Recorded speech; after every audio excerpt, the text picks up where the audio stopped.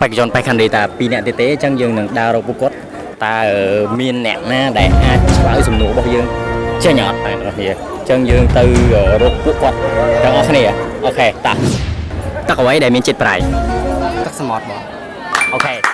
អវ៉ាសាតសំណួរទី2គឺទឹកអ្វីដែលអត់ចេះរីងទឹកសមុទ្របងច្បាស់សូមឲ្យឆ្លើយម្ដងទៀត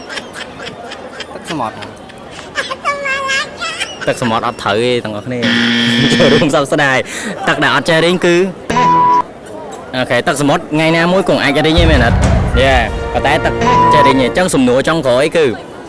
តើតាមវិជ្ជាបណ្ឌិតពេទ្យយើងត្រូវញ៉ាំទឹកមួយថ្ងៃប៉ុន្មានលីត្រដើម្បីឲ្យត្រឹមត្រូវ3លីត្របងអវ៉ាសាត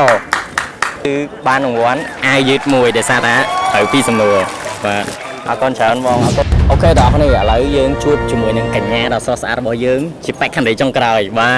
ទឥឡូវសូមស្គាល់ឈ្មោះគាត់សិនបងឈ្មោះគេដែរបងណុចបងឈ្មោះណុចអាយុប៉ុន្មានហ្នឹងបងអាយុ22អូខេអញ្ចឹងសូមហៅអូនណាខ្ញុំបង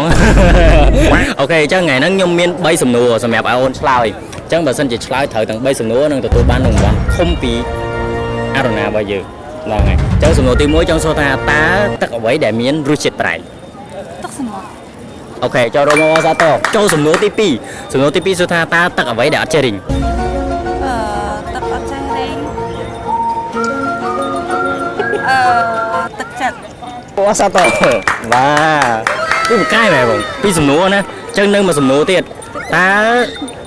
ចិត្តបានប្រព័ន្ធធំអីរត់ក្រោះហ្នឹងបងអញ្ចឹងសំណួរយើងចង់ក្រោយសួរថាតើតាមវិជ្ជាបណ្ឌិតពេទ្យ